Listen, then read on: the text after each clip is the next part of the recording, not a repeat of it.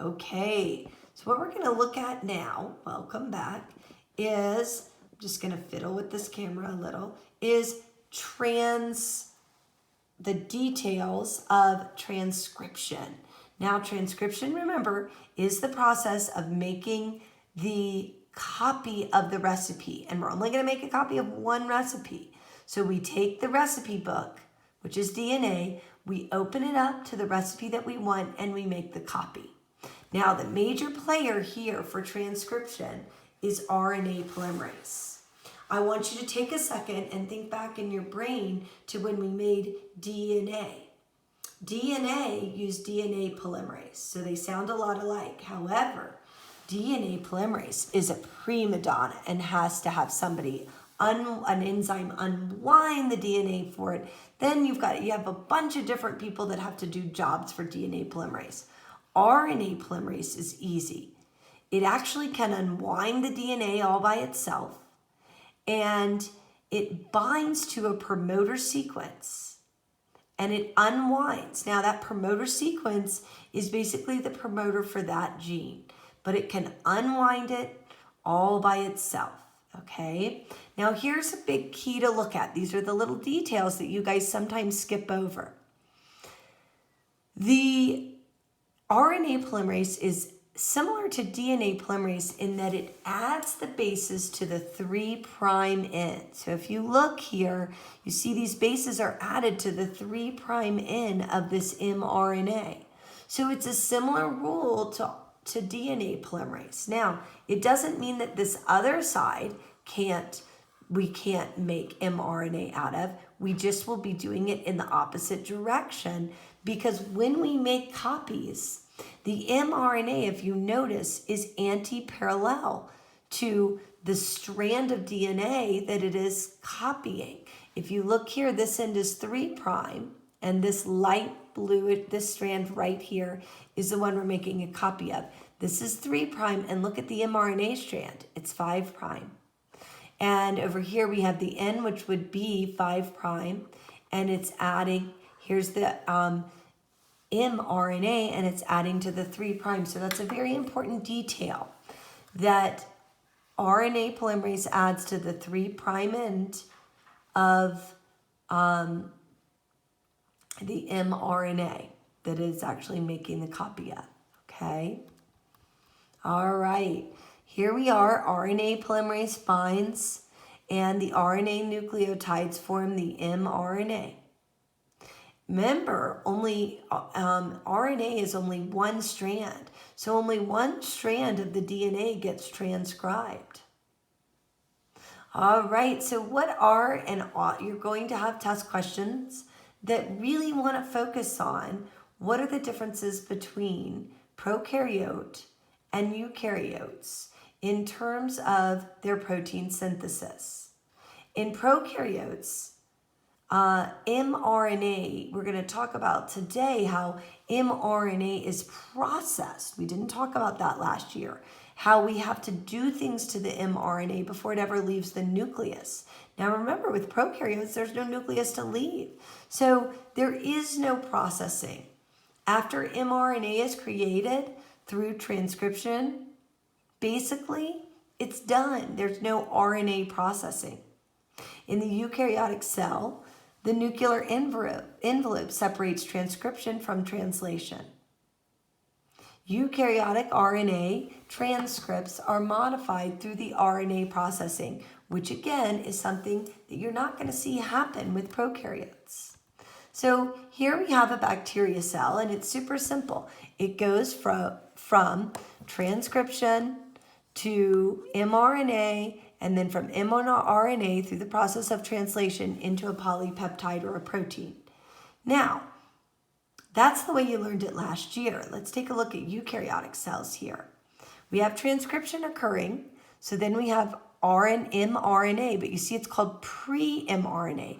Then it goes through a thing called RNA processing, which occurs in the nucleus, and we end up with the final mRNA.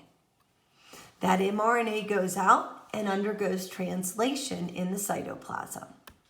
You need to know where in the cell these events happen.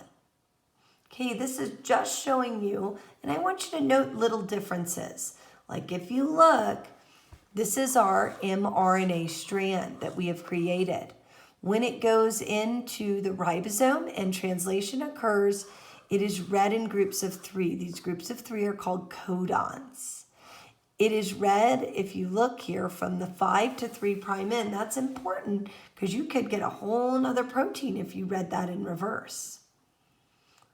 Transcription, again, is where we take something that's in the DNA language and we transcribe it. We copy it into the RNA language.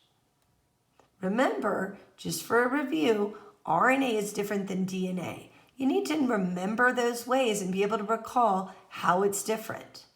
Uracil, remember you have the 4 nitrogen bases.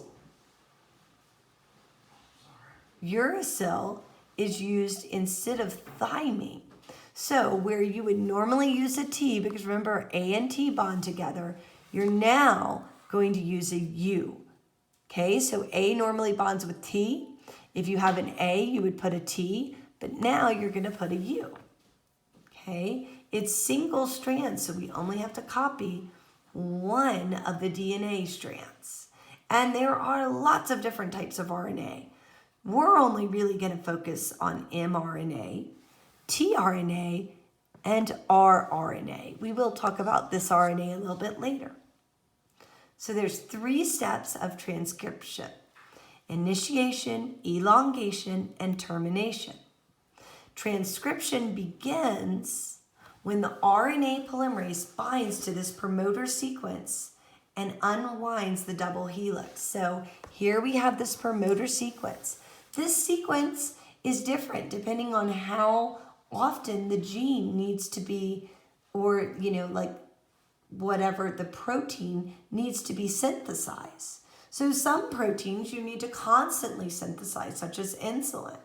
However, other proteins do not have to be synthesized very often. That promoter sequence controls how, basically it's the starting point. It's like the tab on a recipe book that tells you what recipe you're about to open. So when you're looking for that chocolate brownie sequence, you look at that promoter sequence. Okay, now here's a quick detail to look at. Look here, here's your 5' end, here's the 3' end.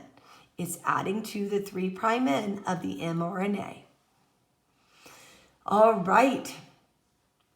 How do we make mRNA? There's 2 strands, right? We said mRNA is only 1 strand. So which strand do you use? Well, it really just depends on the gene. But what we do know is we have 2 different names. You're going to need to know these names for your tests. The template strand is the strand that we say is actually getting transcribed, the one that we're actually bringing the bases to. So if you look here, this right here is the template strand. The coding strand is the one that is serving as, it's the untranscribed. It's the one that we don't need to get the bases, but it's always going to have the same sequence as the mRNA that we're transcribing, with the exception of when you would see a T in the DNA, you're going to have a U in the RNA.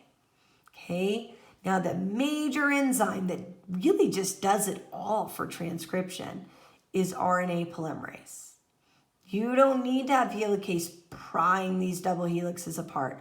RNA polymerase has the job. And this here, it's tiny and it's on the bottom, but it's not to be overlooked.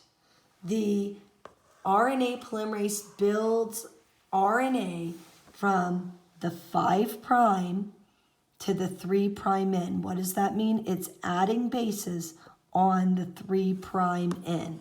This right here, this little yellow thing at the bottom. Okay, here's some table talks. I want you to pause it, answer it yourself, and then you can check back with me and make sure you got it right. RNA polymerase uses the blank DNA template to synthesize an mRNA, which, remember, you have a coding and you have a template strand right here. So which one does it use? uses the blank DNA template? Is it the coding or the template strand? Well, first, it's always going to use what we would say right here, the template strand. Now, they want to know what direction it's occurring. Well, what you're looking for is that these two, 5' to 3', are anti-parallel. That means that the mRNA is going to be reversed of what the DNA is. So this is 5' to 3'. That's the DNA template. And the mRNA is 5' to 3' as it's getting synthesized. The reason this is wrong is because they're not anti-parallel. All right, the RNA polymerase uses the 3' to 5' DNA to synthesize a 3' to 5' mRNA. Again, that is wrong because are these two anti-parallel? No. Here we have the DNA template being 3' to 5' and the mRNA synthesizing it from 5' to 3'. Answer C is correct because a lot of people will get confused by why C is correct and D is not.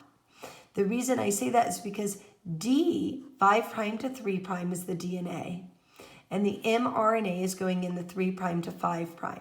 These two are complementary. They are anti-parallel is what I should say, these two strands, so it makes that test. However, this mRNA isn't adding to the 3' end, it's adding to the 5' end. So that's why D can't be the correct answer. And the only answer you're left with is C.